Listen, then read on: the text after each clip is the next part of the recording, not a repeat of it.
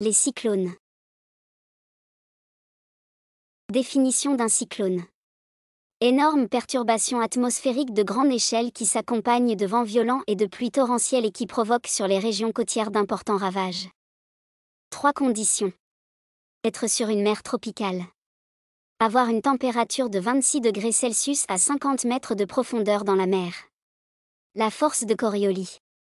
Force de Coriolis. La force de Coriolis est une force résultant de la rotation de la Terre, déviant les objets en mouvement vers la droite dans l'hémisphère nord et vers la gauche dans l'hémisphère sud. Les cyclones, ouragans et typhons se forment dans les régions tropicales et subtropicales au-dessus des océans. Le processus de formation commence par le réchauffement de la surface de l'océan, qui chauffe l'air au-dessus.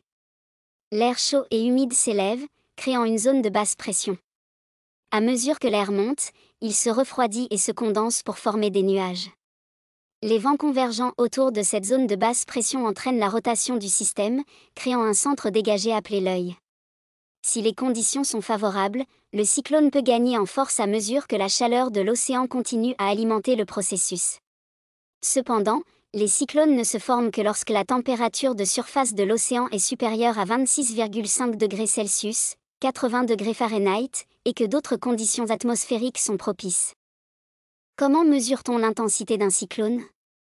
L'intensité d'un cyclone, également appelée force du vent, est généralement mesurée à l'aide de l'échelle de Saffir-Simpson pour les ouragans de l'Atlantique Nord et le Nord-Est du Pacifique, ou avec d'autres échelles adaptées dans d'autres régions du monde. Échelle de Saffir-Simpson, pour l'Atlantique Nord et le Nord-Est du Pacifique. Catégorie 1, vent de 119 à 153 km/h. Catégorie 2, vent de 154 à 177 km/h. Catégorie 3, vent de 178 à 208 km/h. Catégorie 4, vent de 209 à 251 km/h. Catégorie 5, vent de 252 km/h et plus. Quelle est la différence entre un cyclone, un ouragan et un typhon ?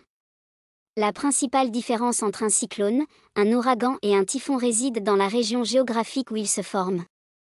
Mets un pouce bleu, active la cloche et abonne-toi pour des prochaines vidéos. À bientôt.